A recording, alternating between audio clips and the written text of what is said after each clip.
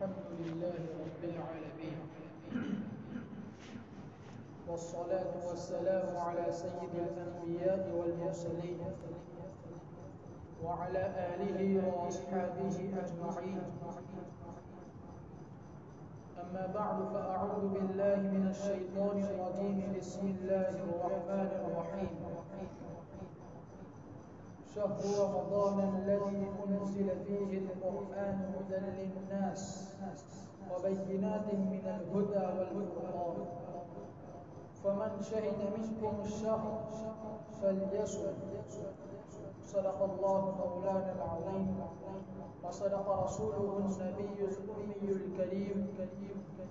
ونحن على ذلك من الشاهدين والشاكرين والحمد لله رب العالمين. محترم و مکرم برادران اسلام اور عزیز ایمان والے بھائیوں،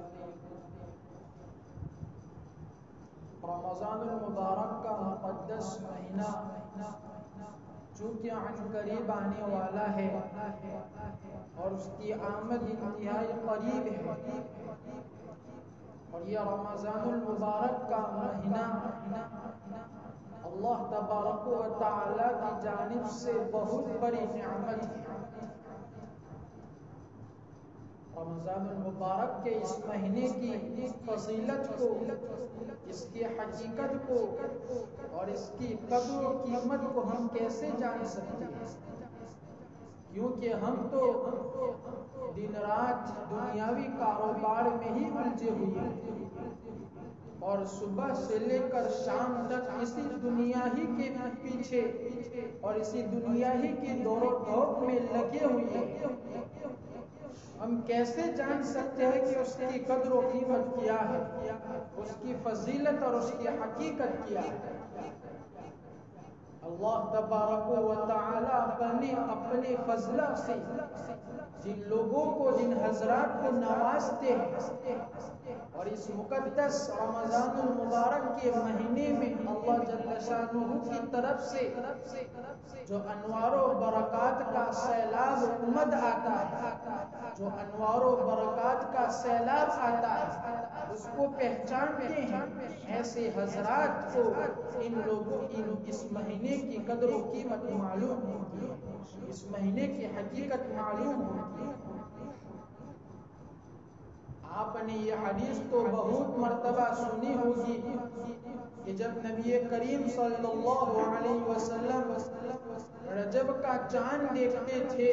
تو یہ دعا پڑھا کرتے تھے کہ اللہم بارک لنا فی رجب و شعبان وبلغنا رمضان۔ اے اللہ، ہمارے لیے رجب اور شعبان کے مہینوں میں برکت عطا فرما اور ہمیں اپنے فضل و کرم سے رمضان کے مہینے تک پہنچا دیجیے، یعنی ہماری عمر میں اضافہ کر دیجیے اور ہماری عمر اتنی دراز کر دیجیے کہ ہم یہ ماہ رمضان المبارک کو پالیں، ہمیں ماہ رمضان المبارک نصیب ہو جائے۔ آپ اندازہ لگائیے کہ رمضان المبارک کے 2 ماہ پہلے سے رمضان المبارک کے انتظار اور اس کا اشتیاق اور اس کے آنے کا شوق شروع ہو گیا، اور 2 ماہ سے پہلے رمضان المبارک کے نصیب ہونے کے بارے میں دعا کر رہے ہیں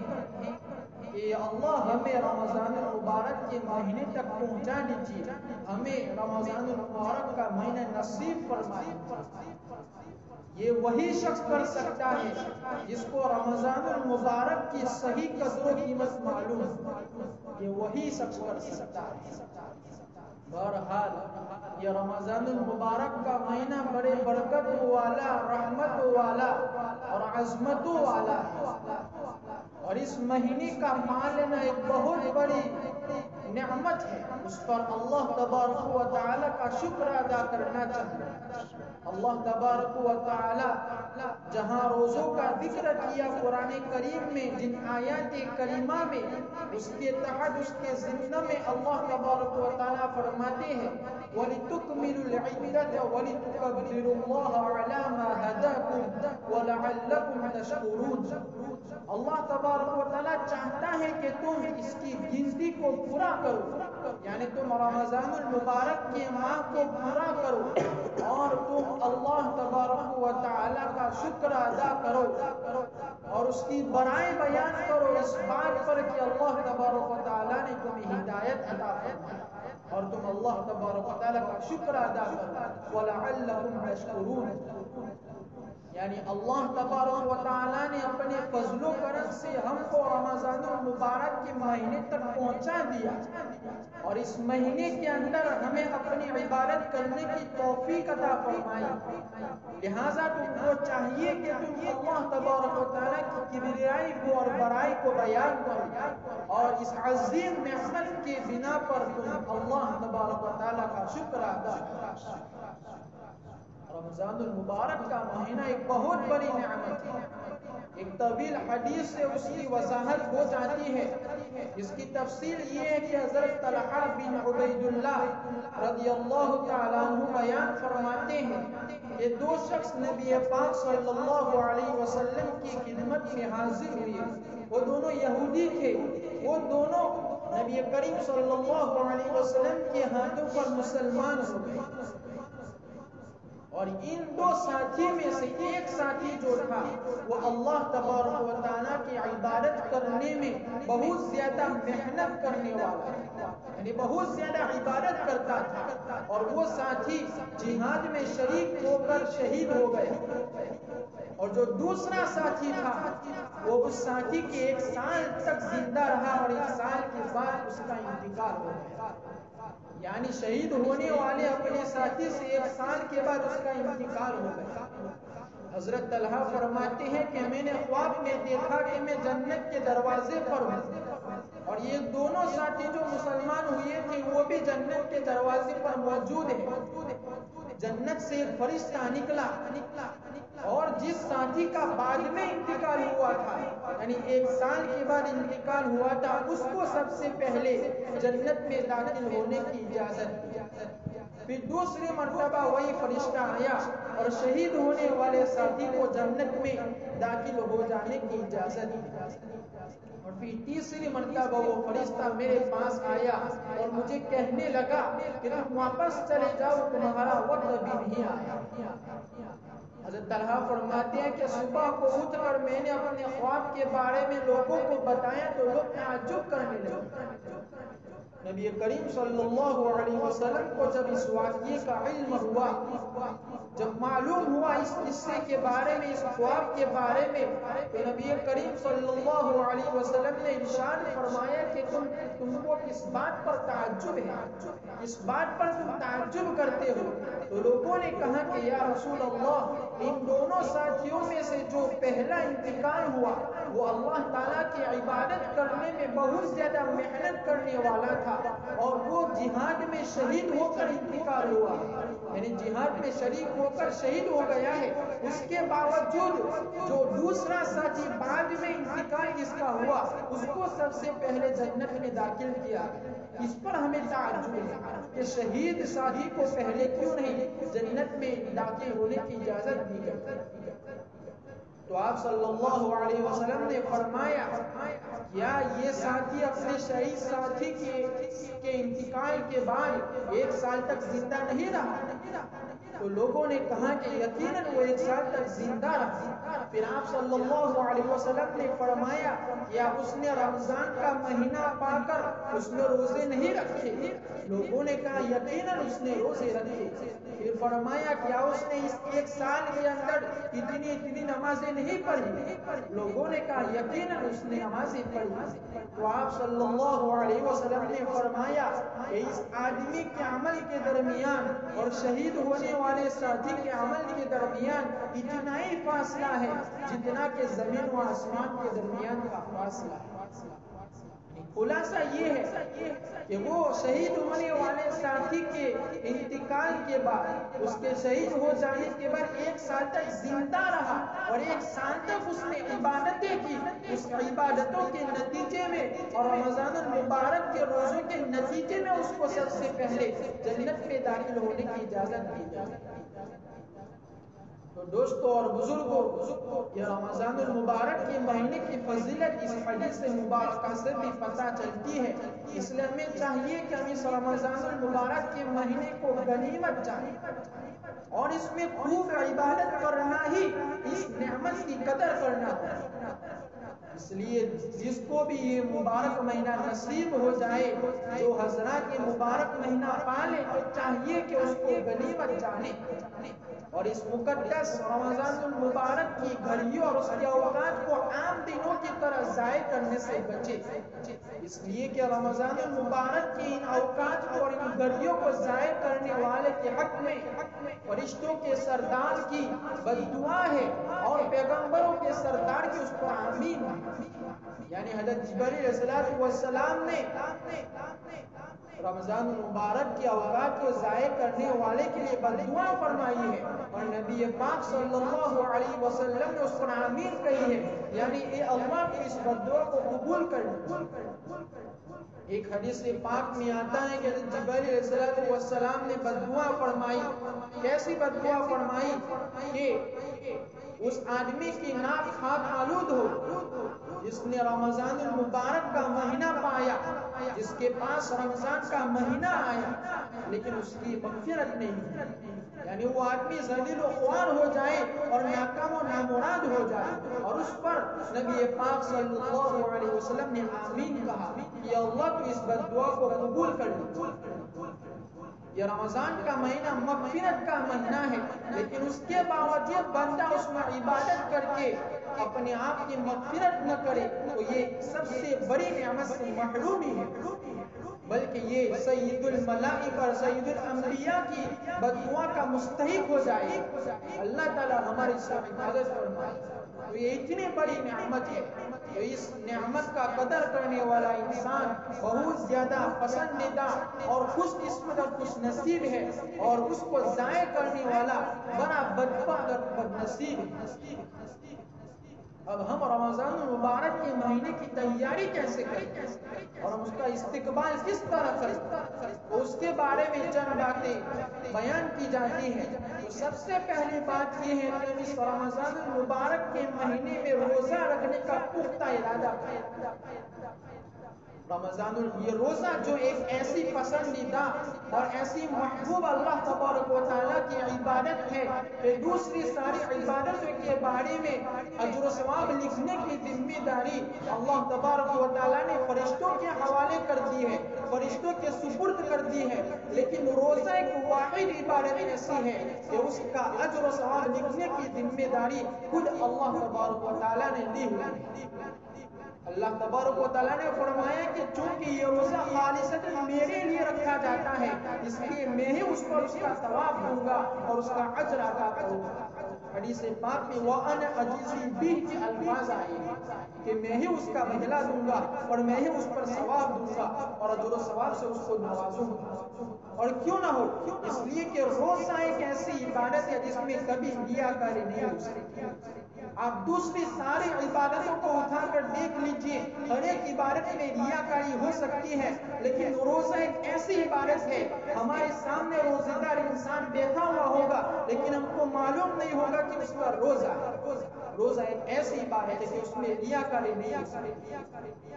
تو اللہ تبارک و تعالیٰ نے فرمایا کہ چونکہ خالصتاً میرے لیے رکھا گیا ہے، اس لیے اس کا ثواب بھی میں ہی عطا کروں گا۔ لہذا وہ احباب جو گزشتہ سالوں میں روزہ نہیں رکھ سکتے ہیں، وہ پختہ ارادہ کر لے کہ وہ اس سال ضرور روزہ رکھیں گے اور اس عظیم الشان فضیلت سے اور اس کی برکات سے اور اس کا نوارات سے محروم نہیں رہیں گے۔ اور دوسری بات یہ ہے کہ چونکہ موجودہ ایام میں وبا پھیلی ہوئی ہے اور وبا پھیلنے کی وجہ سے حکومت کی جانب سے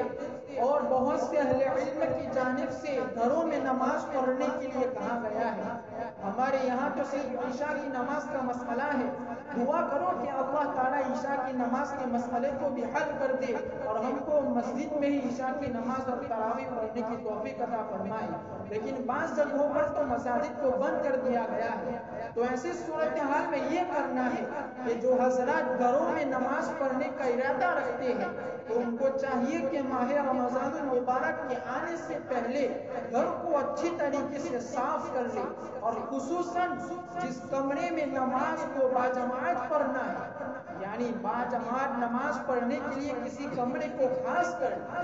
اور اس کی بالکل اچھی طریقے سے صفائی کر لے۔ اس سے ہماری ذہن سازی بھی ہو جائے گی اور اس سے نماز پڑھنے میں اور عبادت کرنے میں چستی بھی پیدا ہو جائے گی، اور اس عبادت کے ذوق اور شوق کو ظاہر کرنے سے بھی اللہ تبارک و تعالیٰ کو خوش کیا جا سکتا ہے۔ اللہ تعالیٰ فرمائیں گے کہ دیکھو میرے بندوں کو، یہ میرا ماہ مقدس آنے والا ہے، اس کی تیاری کتنی زور و شور سے کر رہی ہے۔ تو اس ذوق و شوق کو ظاہر کرنے سے بھی اللہ تبارک و تعالیٰ کو خوش کیا جا سکتا ہے۔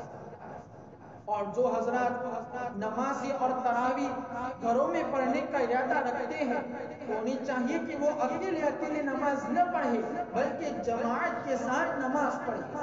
تاکہ مسجد میں نہ جانے کی وجہ سے جو جماعت کے ثواب سے محرومی ہے وہ محرومی نہ آئے، ہم کو جماعت کا پورا ثواب مل جائے۔ اور اس سے بڑھ کر یہ بات ہوگی کہ ہماری گھریلو جو خواتین ہیں ان کو بھی نماز با جماعت پڑھنے کا موقع مل جائے گا اور ان کو بھی نماز جماعت کے ساتھ پڑھنے کی فضیلت حاصل ہو جائے گی۔ اس لیے جو حضرات گھروں میں تراویح یا نمازیں پڑھنے کا ارادہ رکھتے ہیں انہیں چاہیے کہ اکیلے نماز نہ پڑھیں بلکہ جماعت کے ساتھ نماز پڑھیں۔ عبداللہ ابن عمر رضی اللہ تعالیٰ عنہ فرماتے ہیں کہ نبی کریم صلی اللہ علیہ وسلم نے فرمایا کہ آدمی کا تنہا نماز پڑھنا، آدمی کا جماعت کے ساتھ نماز پڑھنا تنہا نماز پڑھنے سے 27 درجہ زیادہ فضیلت رکھتی ہے، یعنی جماعت کے ساتھ نماز پڑھنے سے 27 گنا زیادہ ثواب ملتا ہے۔ اس لیے چاہیے کہ اگر گھروں میں بھی نماز پڑھنے کا موقع آئے تو اکیلے نہ پڑھے بلکہ جماعت کے ساتھ نماز پڑھنے کا اہتمام کرے۔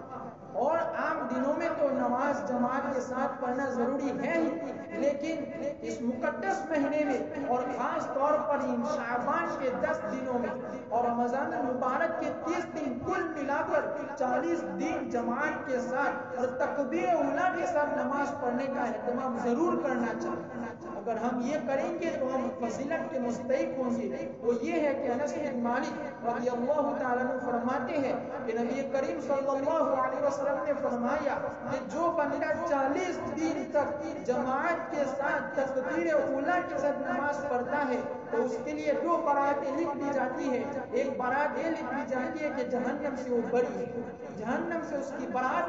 لکھ دی جاتی ہے، اور نفاق سے برات لکھ دی جاتی ہے کہ وہ آدمی منافق نہیں ہو سکتا۔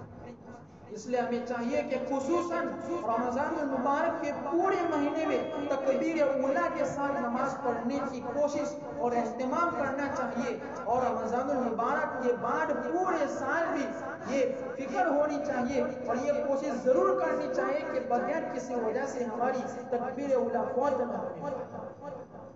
اور اس سلسلے میں تیسری بات یہ ہے کہ دعا کا خوب اہتمام کرنا چاہیے۔ خصوصاً یہ جو رمضان المبارک کا مہینہ ہے وہ عبادتوں کا مہینہ ہے، اور روزے کے درمیان اور دعا کے درمیان ایک گہرا تعلق ہے، اس لیے ہمیں چاہیے کہ اس میں دعاؤں کا خوب اہتمام کرنا چاہیے۔ اور چونکہ ہمارا سامنا کیسی وبا سے پڑا ہوا ہے، کیسی مصیبت ہم پر آئی ہوئی ہے، اس لیے ہمیں خصوصاً اللہ کے سامنے گڑگڑانا چاہیے، رونا چاہیے اور اس سے رحم کی بھیک مانگنی چاہیے اور رحمت کو طلب کرنا چاہیے۔ انفرادی طور پر ہو یا اجتماعی طور پر ہو، مساجد میں ہو، گھروں میں ہو، سحری کے وقت ہو، اذان اور اقامت کے درمیان کے اوقات میں ہو اور افطار سے پہلے ہو، بلکہ کسی بھی وقت ہمیں دعا مانگنے میں کوتاہی نہیں کرنی چاہیے، اس لیے کہ یہ بڑا مبارک مہینہ ہے، اس میں دعائیں قبول ہوتی ہیں، تو دعاؤں کا خصوصاً اہتمام کرنا چاہیے۔ اور چوتھی بات یہ ہے کہ رمضان المبارک کا مہینہ داخل ہونے سے پہلے ہم اپنے گناہوں کو یاد کر کے اللہ رب العزت سے توبہ کریں۔ خصوصاً وہ حضرات جو بغیر کسی سبب سے اور بغیر کسی عذر سے سستی اور کاہلی کی وجہ سے گزشتہ سالوں میں روزہ چھوڑ چکے ہیں اور فرض نمازوں کو ترک کر چکے ہیں اور کسی کا مال لے لیا، ناحق کسی کا مال لے لیا ہے، کسی کا حق دبا لیا ہے، انہیں چاہیے کہ وہ اللہ رب العزت سے رمضان المبارک کا مہینہ آنے سے پہلے سچی پکی توبہ کر لے اور آئندہ اس گناہوں کو دوبارہ نہ کرنے کا پختہ عہد کرے۔ اللہ تبارک و تعالیٰ نے فرمایا یا ایھا الذین آمنوا توبوا الی اللہ توبۃ نصوحا، ایمان والو تم اللہ تبارک و تعالیٰ سے سچی پکی توبہ کرو۔ نصوحا کا جو مفہوم ہے اس میں اکثر مفسرین کے اقوال یہی ہے کہ نصوحا کا مطلب یہ ہے کہ بندہ ایسی توبہ کرے کہ ایسی توبہ کرے کہ میں اب آئندہ اس گناہ میں کبھی ملوث نہیں ہوں گا، میں یہ کبھی گناہ دوبارہ نہیں کروں گا، یہ عزم مصمم کر لے، اس کو توبۃ نصوحا کہا جاتا ہے۔ اور آخری بات یہ ہے کہ ہم اس مہینے میں کم از کم یہ پختہ ارادہ کر لیں کہ اس پورے مہینے میں کبھی بھی ہم سے کوئی گناہ کا ارتکاب نہ ہو، اس لیے کہ ہم پورا دن اللہ تبارک و تعالیٰ کے خاطر بھوکے رہتے ہیں اور پیاسے رہتے ہیں، حالانکہ کھانا یہ حلال تھا یا حرام؟ یہ حلال تھا، لیکن ہم نے اللہ کے خاطر اس کو چھوڑ دیا۔ پانی پینا حلال تھا یا حرام؟ حلال تھا، لیکن اللہ کے خاطر ہم نے پانی پینا چھوڑ دیا۔ لیکن جو چیز روزے میں بھی حرام ہے اور روزے کے باہر بھی حرام ہے، اگر ہم اس کو ہی نہیں کریں گے، نہیں چھوڑیں گے، تو پھر ہمارا روزہ کس کا؟ ہمارے روزے رکھنے کا کیا فائدہ؟ مثلا ہم جھوٹ بولتے ہیں حالانکہ روزے میں بھی حرام ہے اور روزے کے باہر بھی حرام ہے، ہم نے کسی کی غیبت کر ڈالی، کسی کو تکلیف پہنچا دی، کسی کا مال لے لیا، یہ ایسی چیزیں جو پہلے سے ہی حرام ہے، اگر ہم اس کو ترک نہیں کریں گے، ہم اس کو نہیں چھوڑیں گے، تو پھر ہمارا روزہ رکھنے کا فائدہ کیا ہے؟ ہمارا روزہ کس کام کا رہے گا؟ اس لیے ہمیں چاہیے کہ ہم اس مہینے میں پختہ ارادہ کر لیں کہ ہماری زبان سے اس پورے مہینے میں کبھی کوئی غلط بات نہیں نکلے گی، ہمارے کان اس مہینے میں کوئی غلط بات نہیں سنیں گے، ہماری آنکھیں اس مہینے کے اندر کسی نامحرم کے اوپر نہیں پڑے گی۔ ان چیزوں کا ہمیں پختہ عہد کر لینا چاہیے۔ اللہ رب العزت ہم سب کو رمضان المبارک کے مہینے تک پہنچا دے اور اس مہینے کے پا لینے کے بعد اس کے جو حقوق ہیں، اس میں جو عبادت کرنا ہے، اس کا پورا عمل کرنے کی اور عبادت کرنے کی توفیق مرحمت فرمائے۔ آمین۔